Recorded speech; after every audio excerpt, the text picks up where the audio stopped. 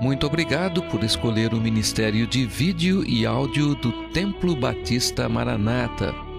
Depois de ouvir esta mensagem, visite o nosso site www.tbm.org.br.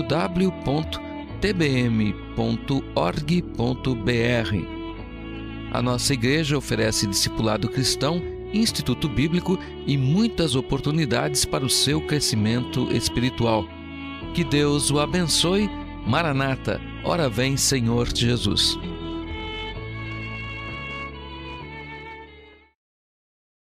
Muito bem, Atos 2, 42, 47. A leitura é responsiva. Os pares são meus, ímpares são de vocês. Esquece a questão da tradução.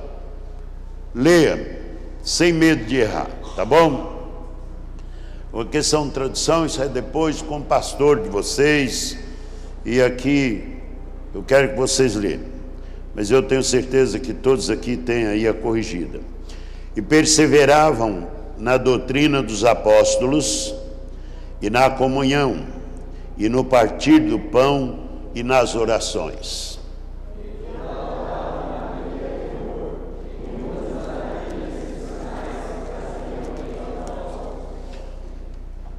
Vamos, bota vitamina nesse trem aí, gente. Vamos ler mais alto aí, amém ou não? Amém. Opa, vamos lá. E todos os que criam estavam juntos e tinham tudo em comum.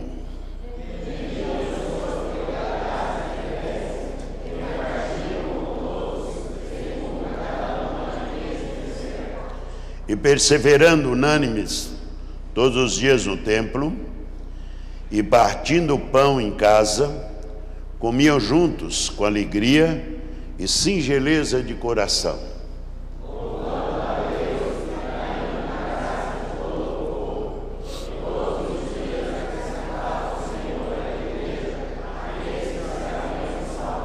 Muito bem, pode sentar.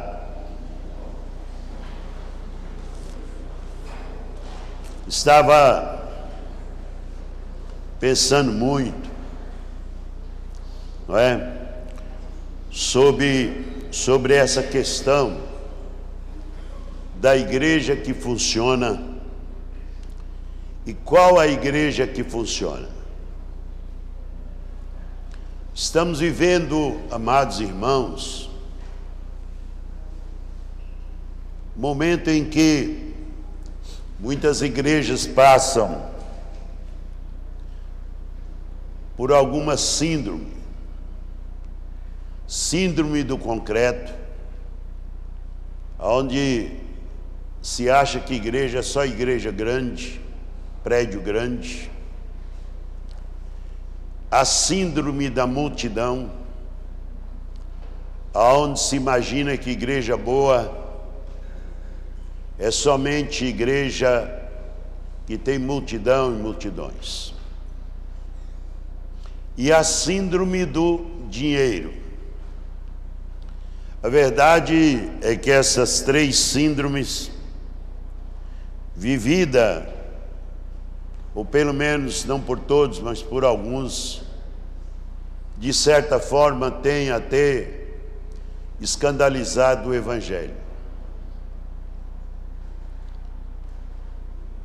E eu creio que todas as coisas têm que ter princípio e propósito, né?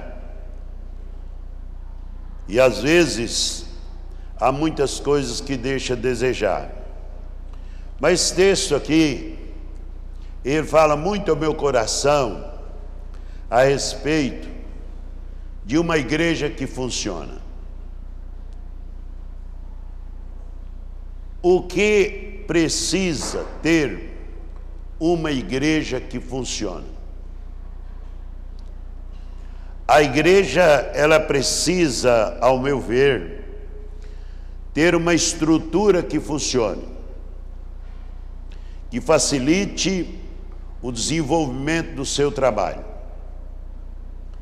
E acredite que um dos grandes instrumentos funcionáveis que uma igreja tem que ter é famílias que funcionam.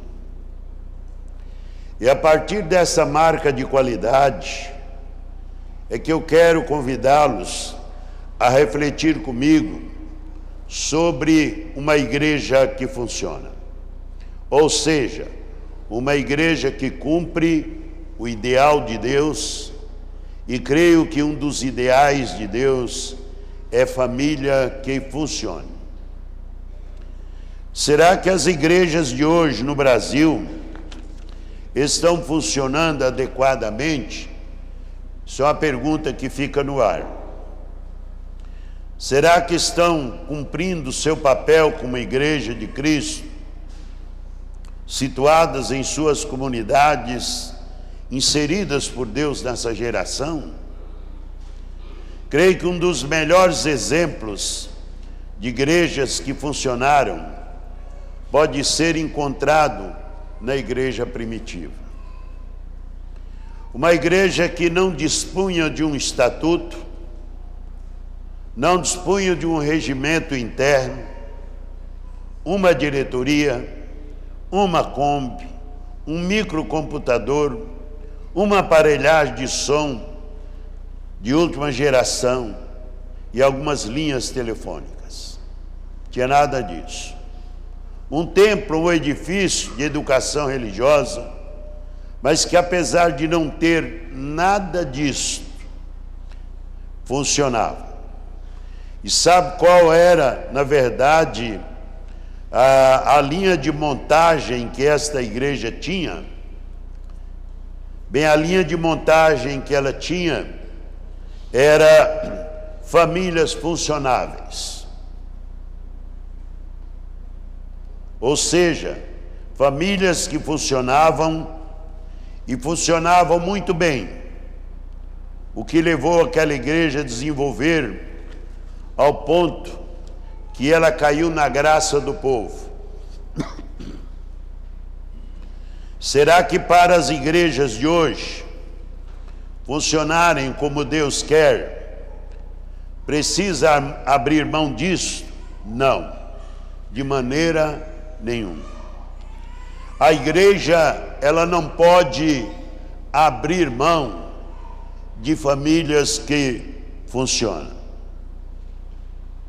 Se a igreja primitiva estivesse nos dias de hoje, certamente necessitaria desses recursos materiais para o desenvolvimento do seu ministério. Mas o que nós precisamos compreender é que o funcionamento de uma igreja não depende apenas disso. Então, qual é o segredo de uma igreja que funciona? O que faz uma igreja se tornar relevante para a comunidade em que ela está inserida?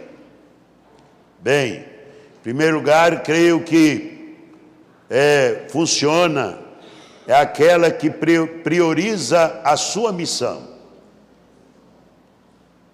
Em Atos capítulo 8, versículo 4, eu chamo a sua atenção aí para esse texto, Atos 8, 4. Mas os que andavam dispersos iam por toda parte anunciando a palavra do Senhor. Portanto, nós vemos aí a prioridade dessa igreja, não é? Ela priorizava uma missão, mas só que ela não vai priorizar uma missão se não tiver famílias funcionáveis, ou que funcionam. Creio que Deus criou a família para não terminar por qualquer coisa, mas Ele fez a família com o intuito que ela não se esfacelasse, pois a família foi feita para funcionar sempre até que a morte os separe. E a grande estrutura de uma igreja que prevalece, não é? É por famílias que funcionam. Eu sempre aprendi isso dos meus velhos pastores que tive, o zelo pelas famílias. Se você chegar num lugar e você não vê famílias, logicamente você vai ver alguma coisa errada. Porque quando a igreja ela tem família, famílias funcionáveis, ela vai funcionar. E a igreja, ou seja, a família funcionável, é aquela que sabe viver em coletividade. Infelizmente, nem sempre todas as famílias acertam bem em viver em coletividade. E as famílias, quando elas aprendem a viver em coletividade, é claro que, não é? Vai ter uma resposta muito forte, muito grande para a própria igreja. Porque da onde sai uma juventude sarada? Da onde sai uma juventude sã?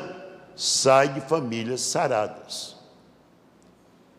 Porque as famílias vêm, os velhos passam, os novos ficam. E aqueles novos, eles devem crescer, namorar, casar, lógico, constituindo família, mas nunca esquecer que o que ela tem, na verdade, não é construir, é o segmento da família funcionável. E aí entra a questão da igreja perdurar-se. Aí a igreja vai ter como priorizar a sua missão e as suas missões. A estrutura de uma igreja, assim como todos os seus ministérios, precisa ter como alvo maior as pessoas criadas à imagem e à semelhança de Deus, que foram desfiguradas pelo pecado. Normalmente corremos o risco, irmãos, corremos o risco de nos voltarmos para nós mesmos. Muitas vezes, há aquelas famílias que elas querem tudo voltar para si mesmo. Umas passam a entender como se fossem elas as donas da igreja. Umas passam a entender a questão de pequenos grupos. Outras passam a entender que o viver certo é com determinadas pessoas e outras não. Aí é um perigo tremendo numa igreja. Porque a palavra do Senhor nos ensina que na igreja, tanto o rico, quanto o pobre, quanto o... Não pode falar mais a palavra que eu ia falar, pastor. Júnior, me ajuda, professor de faculdade. Afrodescendente, não é isso? Tem que falar só assim agora, né? Muito bem. Eu ia falar outra coisa, né? Então, na igreja, que tenha rico, que tenha pobre, que tenha pessoas de cultura, que tenha pessoas analfabetas, que tenha o afrodescendente, que tenha o branco, que tenha o amarelo, todos devem ser tratados de modo de igualdade. Ninguém pode aparecer mais que o outro na igreja, não é? Pastor Fabiano, mas menino que toca instrumento de sopro, que coisa linda quando a gente vê isso. Mas nós temos que olhar todos nós em termos de igualdade. Porque a palavra do Senhor diz que Deus amou o mundo de tal maneira que deu seu Filho unigênito para que todo aquele que nele crê não pereça, mas tenha a vida eterna. Então, quando nós olhamos essa questão da família que funciona, ela deve ser funcionável dentro da igreja, dentro deste quadrilátero, fora deste quadrilátero, ela tem que funcionar também, não é? Ela tem que funcionar também. Ontem nós estávamos conversando no jantar e falando muito sobre trabalhos de fora, igreja, e eu comecei a contar um episódio, que não quero contar aqui mesmo por questão de tempo, uma coisa ruim que aconteceu em Sinop, e eu conversando, jamais eu poderia pensar, Júnior em Sinop, ele estava ouvindo essa notícia em Sinop. Que tristeza. E quando as famílias não funcionam, essas coisas correm, essas coisas passam, e na verdade, e quando passa na boca daquela pessoa que ainda não é crente, jamais elas vão entender isso, elas vão nos olhar com outros olhos. Eu já vi muitas pessoas dizer, se for para mim ser crente, igual fulano de tal, eu prefiro ir para o inferno. É uma coisa muito triste, isso sai por questão da falta de funcionalidade. Pastor não é culpado, ninguém é culpado. Culpado são as próprias pessoas ou as próprias famílias que não são funcionáveis no corpo de Cristo, que é a igreja. Normalmente corremos o risco de ter, olhando para nós mesmos, e numa coletividade, numa igreja que funciona, nós não podemos olhar para nós mesmos, de maneira nenhuma, porque nós vamos ensinar os nossos filhos a viver um espírito egoísta, e o egoísmo é pecado. Corremos risco de desenvolver um trabalho em função dos nossos interesses. Nenhum trabalho na igreja de Deus vive em função dos nossos próprios interesses pessoais, esquecendo as pessoas que precisam ser alcançadas pelo nosso testemunho. E onde está o bom testemunho? Ele está nas famílias que funcionam. A sua família funciona, meu irmão? Como a sua família está funcionando na igreja? Como a sua família está funcionando em casa? De que maneira? De que forma? Ela está envolvida nos trabalhos? Ela está envolvida na igreja? Ela interage na igreja? Não, pastor, nós estamos vivendo o nosso mundinho aqui. A hora da escola dominical nós vamos para lá. A hora do culto nós vamos para lá. Bem, então o exemplo da igreja primitiva não foi isso. O exemplo da igreja primitiva foi o envolvimento de 24 horas no trabalho do Senhor. Corremos também o risco de ser uma igreja fechada e ter organizações fechadas e que as pessoas de fora não encontram espaço. O maior espaço, não estou falando questão do Senhor Jesus, você sabe, mas o maior espaço que deve ter em nosso meio são os nossos visitantes, são as pessoas que nos visitam. O maior espaço não é o teu, não é? Quando chega alguém na sua casa, você dá o quê? O melhor lugar.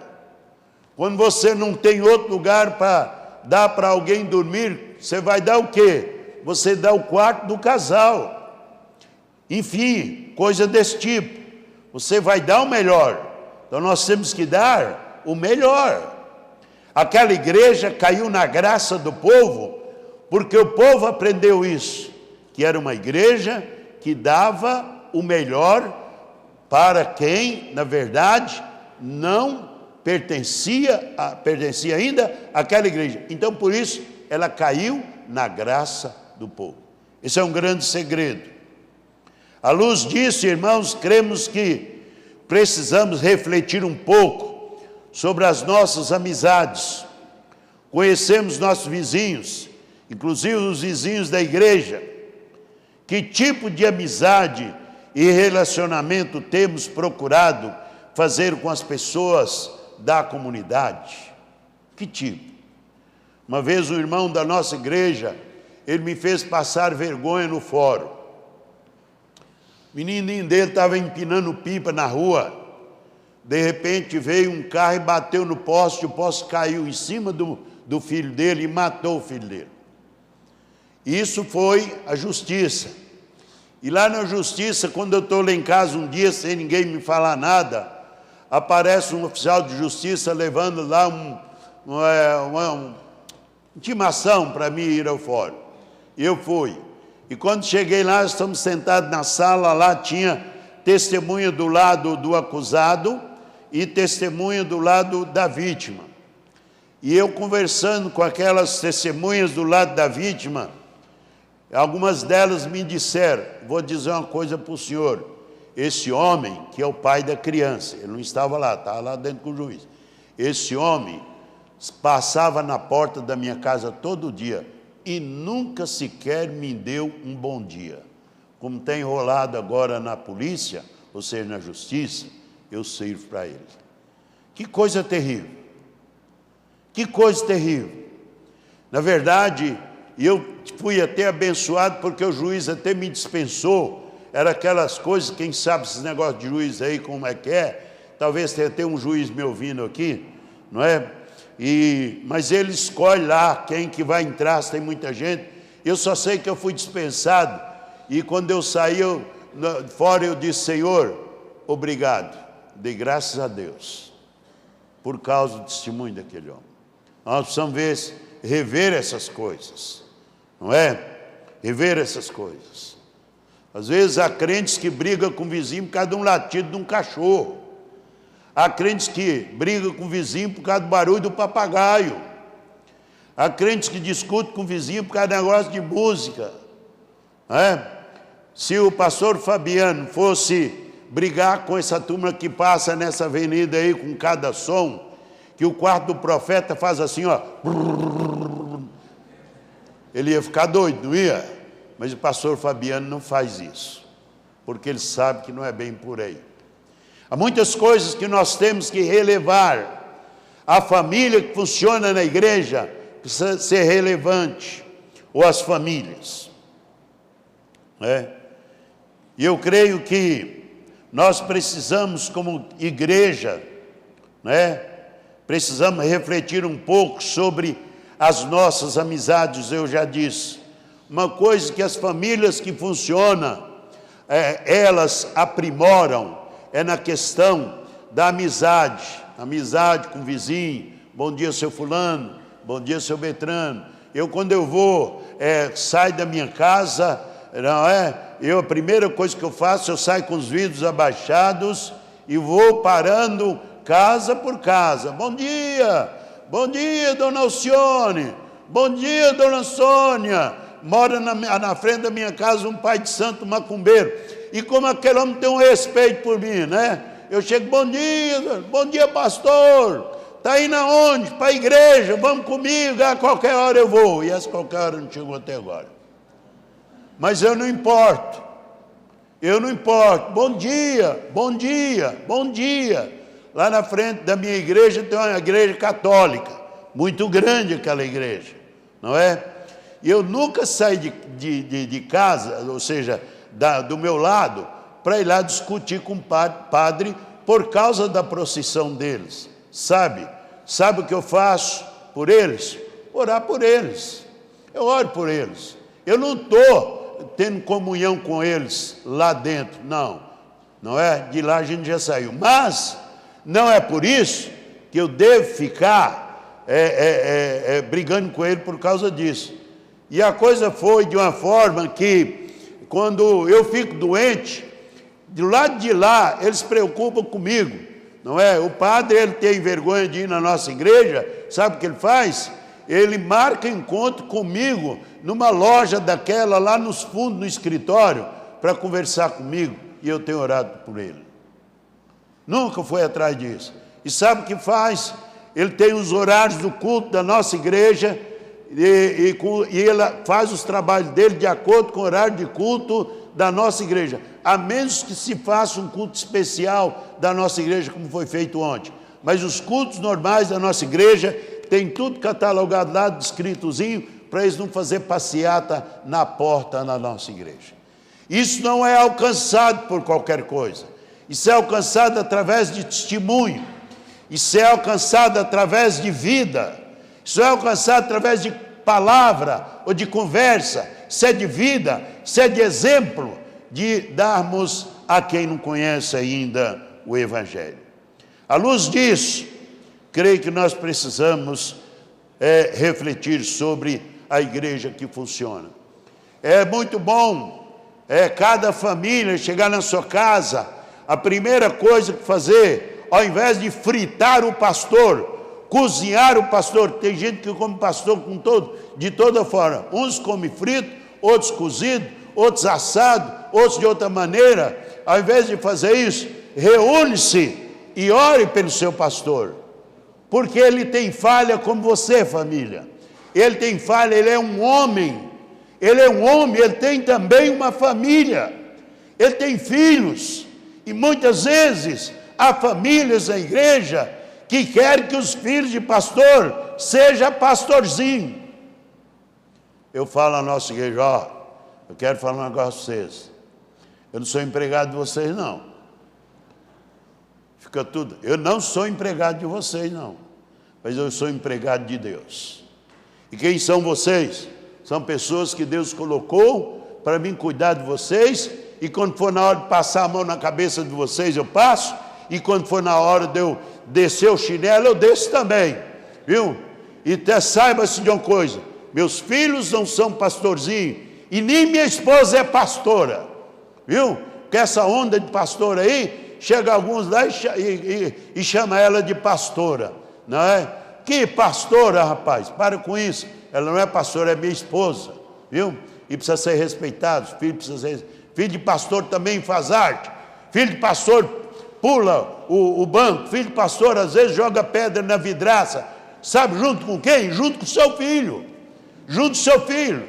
Então junta você, o pastor, e ore pelos seus filhos. Não é assim que funciona? Não. Mas só olha o erro do filho do pastor. Pode estar dois moleques lá. Eu já fui menino e eu sei como é que é. Menino é bicho danado. Pode estar dois. Um é o filho do pastor, e outro é o filho do diácono, e outro é o filho da família. Né? E os três podem jogar pedra. Jogou pedra. A primeira que eles viram foi o filho do pastor. Parece uma praga esse negócio, rapaz. Parece uma miséria isso aí. O filho do pastor, e isso cria, na verdade, no filho do pastor, uma coisa encabulada na cabeça, sabe? Trauma, né? Cria um trauma. Alguém escrevendo um livro lá em São Paulo, filho de pastor escrevendo um livro em São Paulo, sobre esse trauma que sofre filho de pastor. Meu querido irmão, família de Jesus, na família, na igreja de Deus, a igreja funciona com famílias funcionáveis. E quem são, na verdade, tem na responsabilidade, na mão de ser funcionável na igreja, somos nós os pais, somos nós famílias. Cremos que o risco, não é? Tem outra coisa que eu queria chamar a sua atenção, não é? Muito bem, é questão de relacionamento. Como tem pessoas de difícil relacionamento? No corpo de Cristo nós temos que nos relacionar como filhos de Deus. Corremos risco de nos isolarmos do mundo. Gostei daquilo ali, não se isole. Não se isole, porque se você começar a isolar, você começa a perder a graça de servir a Deus na sua igreja, família. Você começa a olhar e sentir que ninguém te dá valor, que ninguém está olhando por você, e que chegou a hora de você sair, e sai da igreja por qualquer coisa, joga um saco nas costas, põe uma panela velha dentro, um caldeirão velho dentro, e some por aí à procura de quem te carrega na bandeja. Não faça isso, fica firme, amém ou não? Amém, famílias? Fica firme, né? Lembre-se que o Senhor Jesus sofreu mais por nós, né? Então veja essa questão disso aí, questão de isolar, aí perdemos o contato com as pessoas.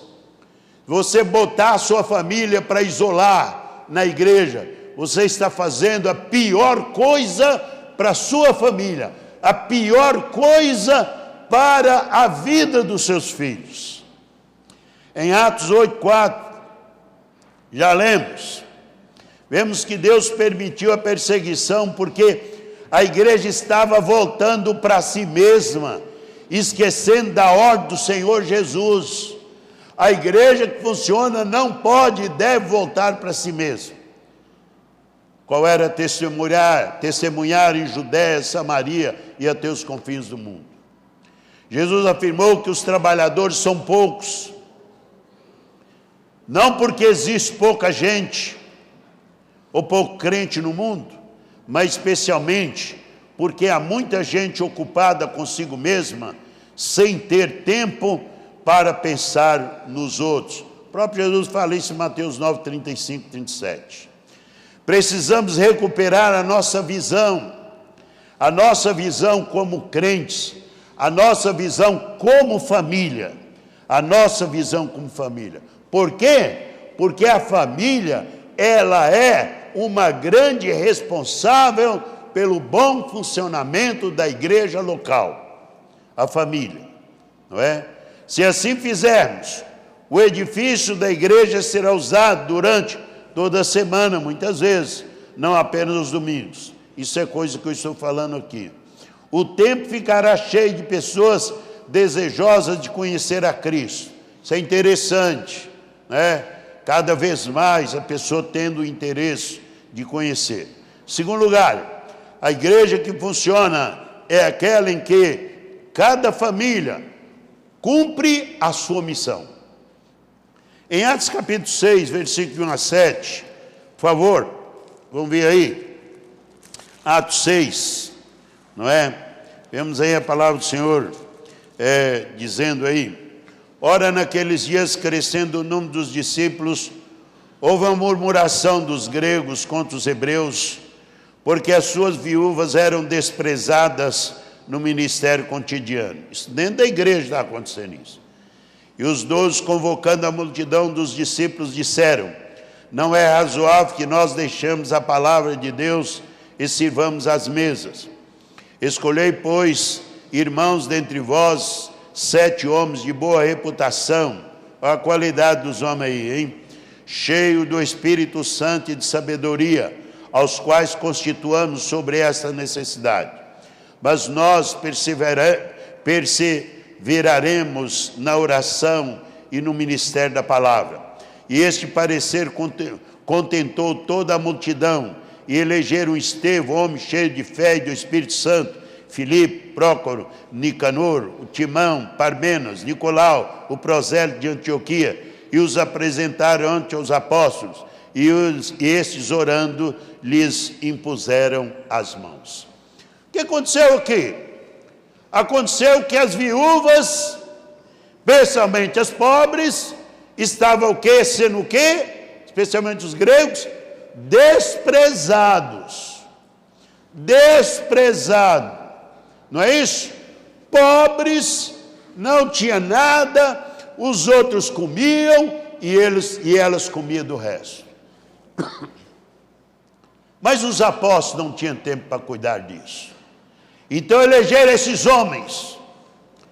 Quero agora me dirigir aos diáconos. Você não foi chamado por Deus para ser garçom da sua igreja.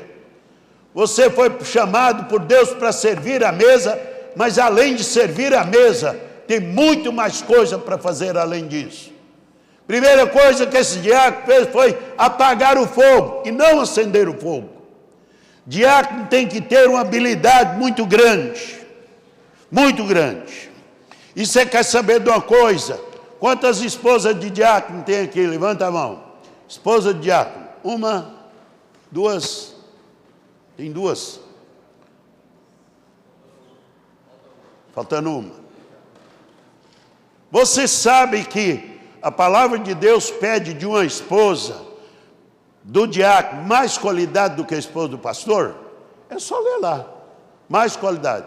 A esposa do diácono tem que ser assim, a esposa do diácono tem que ser assim, a esposa do diácono tem que ser assim. Então vai muito além disso. O diácono é aquele homem que apaga fogo e não acende fogo. Vocês sentiram uma sabedoria muito grande, porque quando chega esses crentes meio malucos na casa de vocês, esses que comem pastor frito, assado, cozido, e para chegar, descobriu, está falando de alguém, corta, irmã, corta, pega a palavra de Deus e faz igual a velhinha da ponte. Estudou ontem a velhinha da ponte? Aqui se fala da palavra de Deus, pois que se não for isso, eu convido a irmã para ajoelhar e nós vamos orar. Mas o que acontece muitas vezes é que essa questão da família funcionável, às vezes falha, não é? Então o diácono tem que ser um sábio. Cadê o irmão João Carlos? O irmão João Carlos não está aqui, tá só. Tem que ser aquele homem que, na verdade, apaga fogo. Apaga o fogo e não acende o fogo. Ele não deve ter liberdade a dar a alguém a prejudicar o corpo pastoral da igreja. Ao contrário, ele tem que trabalhar, essas são famílias ministerial que tem que funcionar, na verdade, o pastor sendo ladeado por eles ou por elas, na segurança, para segurar a igreja firme e que ela tenha, na verdade, famílias funcionáveis.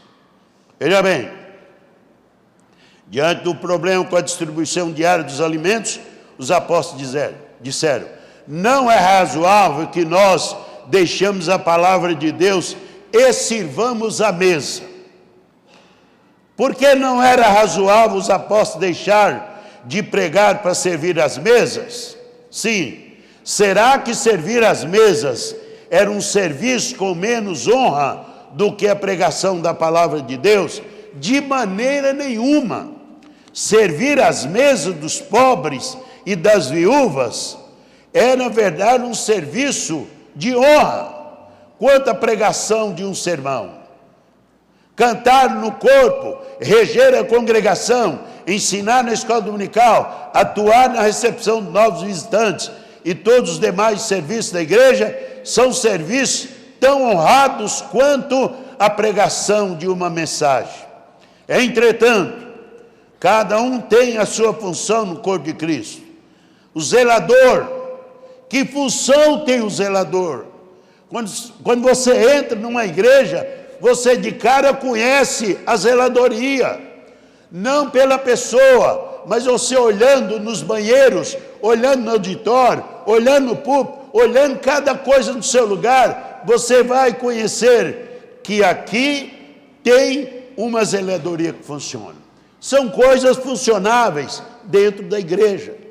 Você sabe que em São Paulo morreu um pastor, está morrendo muito pastor agora, viu? Tem muito pastor morrendo por aí, então, pastor, tenha cuidado, viu? Está morrendo. Enterramos o homem. Ô, gente, o homem deixou a igreja para ser um chiqueiro. Tanto é que, chegando em São Paulo, eu já recebi um zap aí, eu não sei para que eu fui, que for colocar isso no meu celular. Recebi essa zap aí, disse que para quando chegar lá, para juntar um pool de pastor, para ir lá pintar a igreja e limpar a igreja, porque o pastor morreu. Ora, por que isso? Porque denota que a igreja não tem família funcionável. Não tem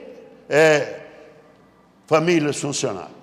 Então, queridos, já que me deram esse espaço, eu quero falar. Entretanto, cada um tem a sua função. Você tem a função no corpo de Cristo, irmão. Lembra do Bido? Um olho torto, um olhando para lá, outro olhando para cá, outro olhando para lá, doido, é um cara malucão, mas ele era sujeito útil. Das 6 da manhã até meio-dia, tirou meio balde de chiclete podre debaixo do banco, não é? E sabe como tocou isso no coração dele? ele descobriu que os meninos, as crianças, esse menininho pequeno, coitado deles, não sabem que qualquer coisa que eles pegam, a primeira coisa é levar na boca. Ele descobriu uma criança de 2 anos mastigando um chiclete velho podre de alguém que deixou por ali. Você já pensou se essa pessoa tinha um problema de uma enfermidade incubada aí? É mais um doentinho que saiu por causa. E ele falou: pastor, o que me tocou foi isso. Nada te toca? Nada toca você? Se não posso fazer, eu vou orar por alguém que faz. Uma vez eu estava viajando para o Paraguai numa missão.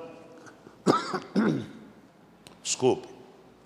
Viajando para o Paraguai numa missão. E lá no Paraguai, todo mundo é obrigado a dar carona para os outros. Lá não tem esse negócio não, você não escolhe cara não. Aí você vai passando, tem uma cancela que abaixa e levanta igual a da estrada aí. E nós, quando ia passando, tinha um soldadinho lá com um rifle maior do que ele, um menino com 14 anos com rifle, com a coronha arrastando no chão. E nós fomos passando, ele chegou e enfiou aquele negócio dentro da Kombi e falou: vocês estão indo para onde? Eu falei: estamos indo para Curuguati. Leva esses 2 homens aí. Escuta essa. Ai, meu Deus do céu. A gente estava em 8 pastores dentro da Kombi. Vai entrar mais 2. Entrou um paraguai que o pé dele é desse tamanho. Fora de brincadeira. Chuva, não tinha 1 metro de asfalto. E o pé daquele paraguai desse tamanho, com um saco de estopa nas costas, tudo molhado. E dentro daquele saco um queijo podre. Aquele queijo, naquele fedor, e o chulé daquele homem. Rapaz, aquele cara tinha um chulé, que eu vou te contar, matava até barata. E eu dentro da Kombi, sabe aquela Kombi que abria a janelinha? As novas não é assim. E eu abria a janelinha e virava as costas. Ô irmãos, que lugar maravilhoso, que lugar bonito. E os pastores, tudo bem, Domiciano, tudo bem, mas meu nariz está do lado de fora. Aí Deus pegou e falou assim: eu vou acertar esse tal de Domiciano, ele vai ver. E de repente a perua rabiou aqui, rabiou lá, rabiou aqui, rabiou, e foi lá no barranco. Pronto, e lá nós ficamos, no meio daquela lamaçal lá. O Paraguai pegou e falou assim: não precisa descer ninguém. E eu olhava no sapatinho dos pastores, todo engraxadinho. Tinha um que podia pentear cabelo, cromo alemão, né? Pastor Josué Pereira Félix, pastor Roma é amigo dele, né? Ali, eu olhava assim: que coisa, vamos entrar lá, olha que sapatinho bonito. Não, deixa nós só. Aqueles 2 paraguaios, a Kombi encalhou 3 vezes na estrada. As 3 vezes eles empurraram. E quando nós chegamos lá, nunca agradecemos um fedorento, nunca agradecemos um sujo, um porco que nunca tomou banho, como nós agradecemos aqueles paraguaios. Aí Deus falou para mim: a partir de hoje você tenha cuidado, viu? Que aqueles que não tomam banho também devem ser valorizados.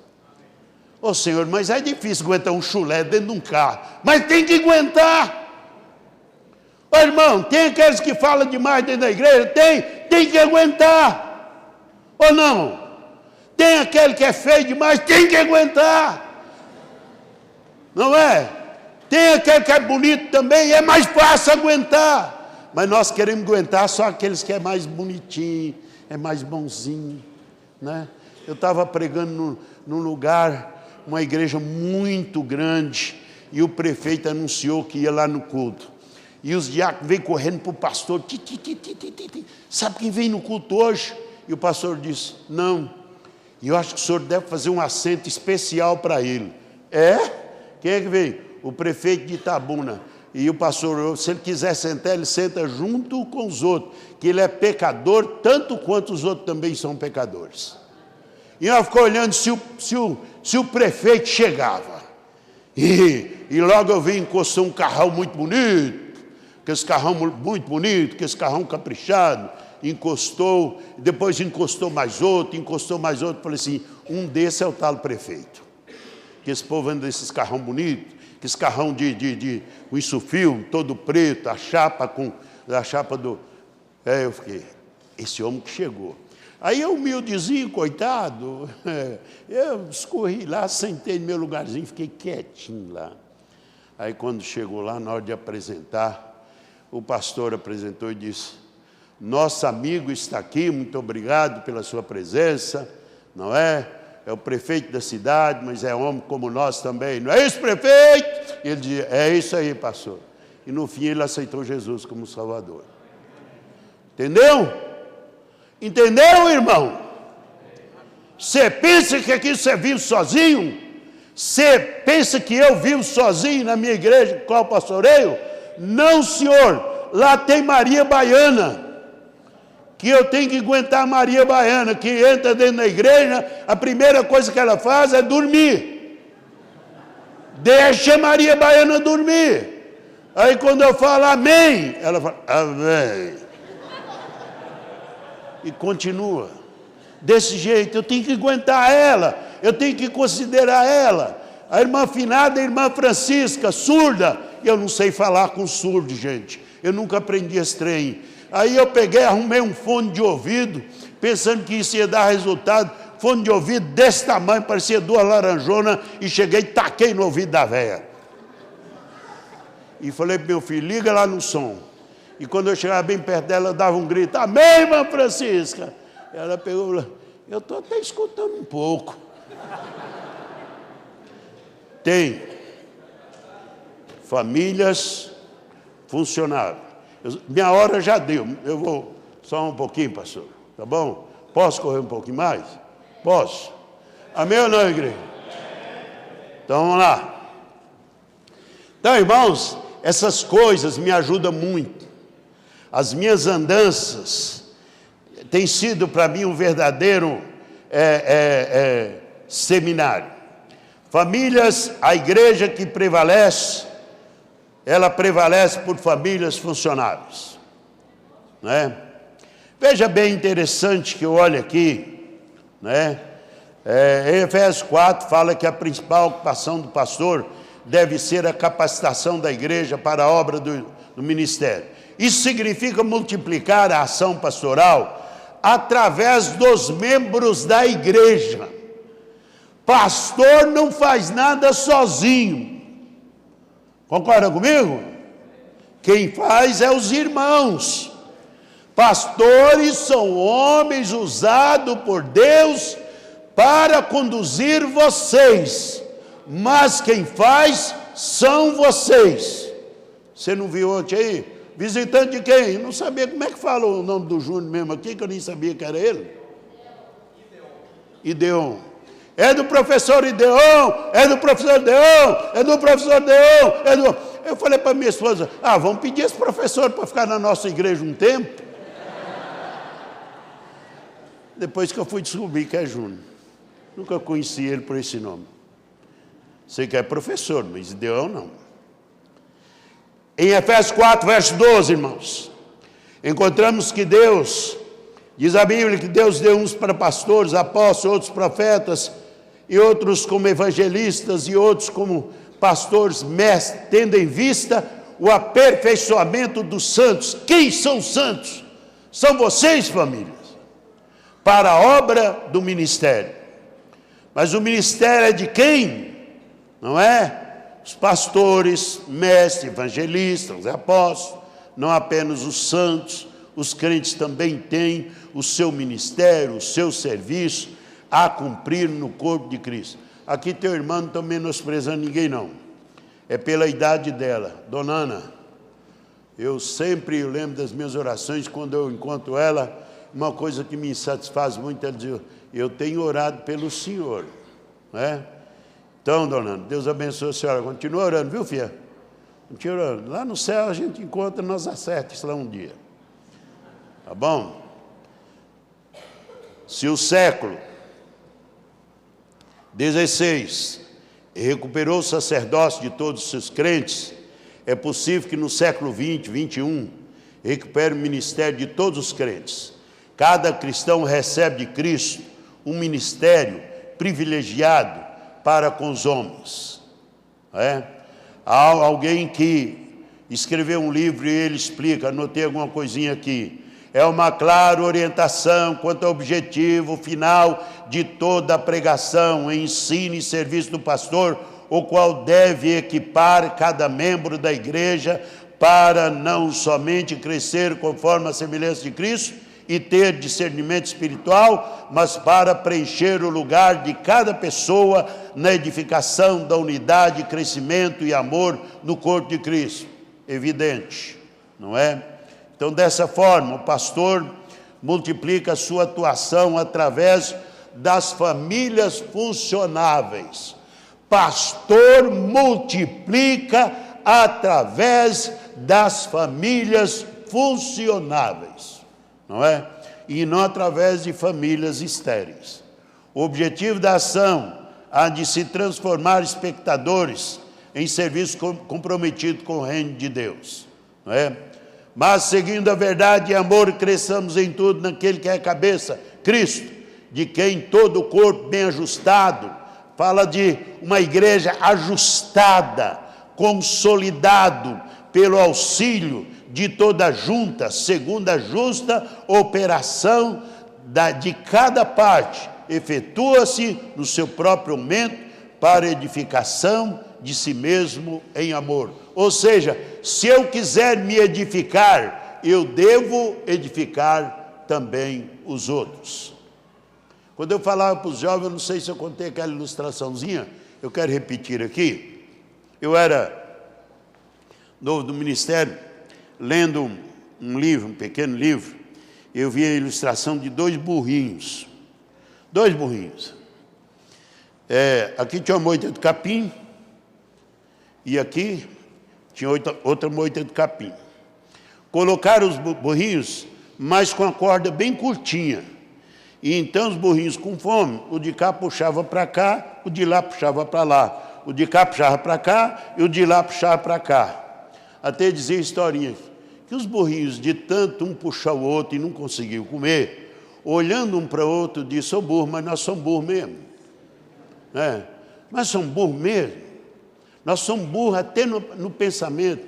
Moço, sabe o que vamos fazer com esse trem aqui? Chega para cá. Vamos unir nós dois aqui, e nós começamos a moita aqui os dois, e depois, se nós deixar só no talo mesmo, na terra, comendo, nós vamos voltar, e nós vem e come o outro também. E ambos sairão com o bucho cheio. E foi assim que fez, e os dois burros saíram alimentados. Na igreja não funciona, uma família puxa para cá, outro puxa para lá, um puxa para lá, outro puxa para cá. A hora que o pastor sai, a igreja ou ela fecha as portas, ou ela sofre muito.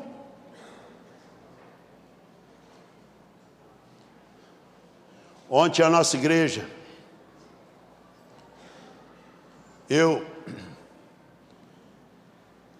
chamei lá os casais de namorados, casais de velhos casados, novos casados, e planejei, junto com algumas famílias funcionáveis, um jantar. Eu achava que vinha pouca gente nesse jantar, e quando eu entrei no carro vindo para cá, a moça ligou e disse: pastor, já tem quase 100 pessoas para esse jantar. Eu disse: filha, mas nós não temos nem espaço. Não, mas já tem quase 100 pessoas. Convidei meu amigo pastor Luiz Malta. Ô Malta, eu estou saindo, estou indo lá, pastor Sivaldo, e o senhor prega aí, meu irmão, para mim, e o senhor fala para esse povo aí. Eles mandaram a foto ontem. Minha mulher chora à toa, chorou. Oh, que maravilha, na ausência da gente. Oh, meu Deus, se uma igreja, ela não tem a capacidade de fazer um jantar, somente ela e tudo dependendo do pastor, ela está morta. Ou senão você vai endeusar o seu pastor. Ele é um homem que pode adoecer qualquer hora e cair aí, buft, e ir embora. Não sei como é que fica. Não lembra lá? Em Montezuma? Eu estava tão bem, de repente, puf, o cara falou: vai morrer. O homem vai morrer. Que morrer nada. Quando eu descobri, estava me carregando dentro do maco, falei, vocês vão me derrubar no chão, isso sim. Aí cheguei e correu na cidade. O pregador do grande impacto, o pregador morreu, o pregador está morto lá no hospital, o pregador está morto. Aí quando eu estou voltando, já anunciaram, o pregador ressuscitou. E aí, os curiosos para ver o pastor ressuscitado, foram tudo para o culto. Há males que contribuem para o bem. É ou não é? Se eu tivesse aproveitado isso, eu ia dizer, ressuscitei, eu fui ao terceiro céu, eu falei com Jesus, e eu falei com Deus, está tudo em ordem lá. Se aquele povo tudo ia cair no choro, chorando. Eu falei, não é assim não. Eu cheguei, estou aqui em carne, aqui e vocês escutem o que eu tenho que falar para vocês. Naquela noite, aceitou Jesus Cristo 98 pessoas. Meus queridos, a igreja que prevalece e a igreja que vai prevalecer este século, nessa situação odiada em que nós estamos vivendo, as igrejas que vão prevalecer são aquelas que estarão dotadas de famílias funcionáveis, diáconos funcionáveis, mulher de diácono funcionável, pastor funcionável, e assim sucessivamente. Para terminar, eu vi que a turma que saiu para estudar já voltou. Mas vocês pegam um pedacinho desse trem aqui, só falta 2 páginas aqui.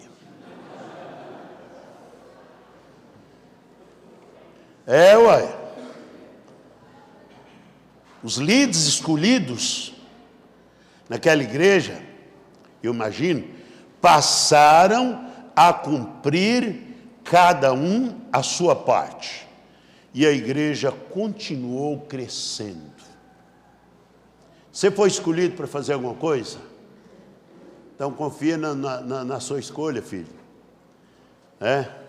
Em Atos capítulo 6, versículo 7, diz aí a palavra do Senhor, e crescia a palavra de Deus em Jerusalém, se multiplicava muito o número dos discípulos, e grande parte dos sacerdotes obedecia à fé. Aonde vai as tais famílias funcionáveis? Para onde vai? Então, a igreja que funciona é aquela que conta com o auxílio do Espírito Santo de Deus. Claro, não é? Então nós vemos isso aqui. Tudo é pelo Espírito Santo de Deus. Que o grande segredo, apesar de não ter os recursos tecnológicos, quer temos hoje à disposição da igreja, mas a igreja primitiva dispunha-se tão somente do poder de Deus. Uma vez eu fui pregar numa tribo indígena. Eu nunca fiz esse trem, não. Aí me convidaram para pregar. E eu fui para lá. E eu falei para o cacique. O cacique falou para mim, onde o senhor quer pregar? Eu falei, debaixo daquela árvore lá. Eu gosto muito de árvore. Debaixo daquela árvore lá, cacique. É para lá que eu vou mandar. Gente, esse cacique mandou gente. Mandou a aldeia inteira. E mandou cachorro junto também. Porque índio não dá comida para cachorro, mas tem cachorro. Se você pisar no cachorro daquele, está frito. Eu falei, meu Deus, o que eu vou fazer? E quando eu ia com a Bíblia na mão, pode crer, eu estava com a camiseta, aí um índio, bem grandão, olhou para mim e disse, ô Merrim, quer dizer, homem branco, ô Merrim, pois não, chega aqui. Eu vou tirar a sua camisa. Ai. Mas eu vou pregar sem camisa? Não, aqui não tem problema, índio prega sem camisa. O índio faz tudo sem camisa. E não é que aquele índio tirou minha camisa? E eu com essa barriga de fora? Você já pensou? Eu com essa barrigona de fora, sem camisa, tive que saculejar, meu filho. E o suor descia. E não tinha nem um lenço, nem a camisa para fazer assim, porque o índio tomou. Né? E quando saí, para a glória de Deus, bons resultados ficaram.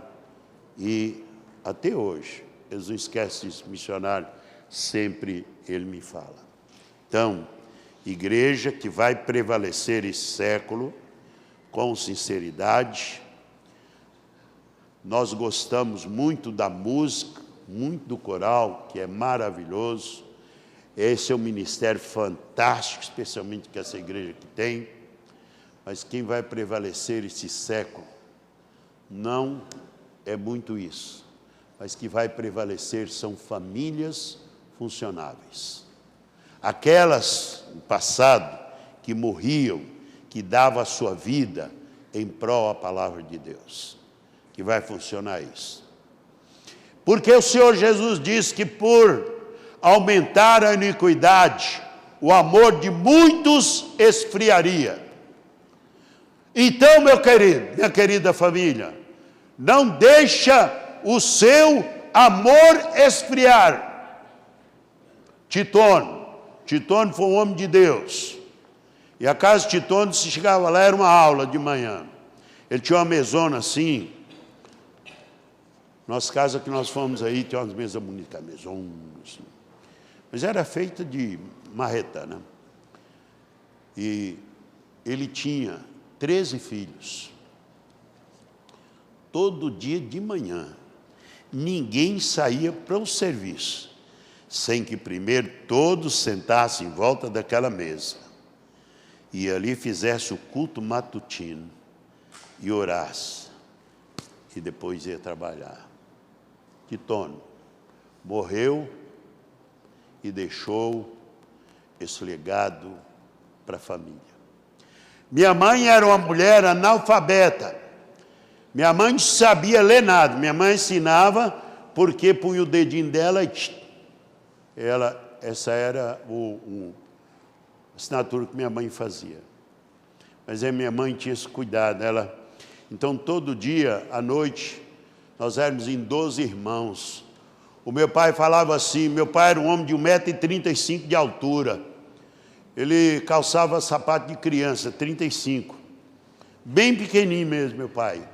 Mas ele dizia assim, ele era pequenininho, mas ele tem um vozeirão, ele dizia assim, vamos orar para dormir. Porque quem ora sem dormir, deita como toco e levanta como porco. Vocês querem deitar como toco e levantar como porco? Não, pai. Então vem, sua mãe vem orar com vocês. Aí era duro aguentar, mas tinha que aguentar, meu filho.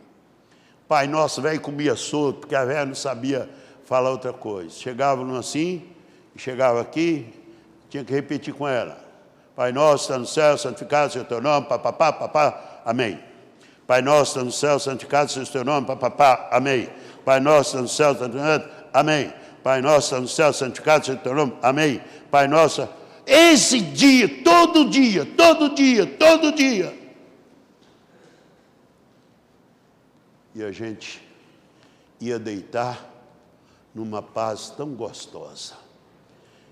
Muitas vezes a nossa família, elas deitam como um toco e levantam como um porco, porque nem orar sequer ora.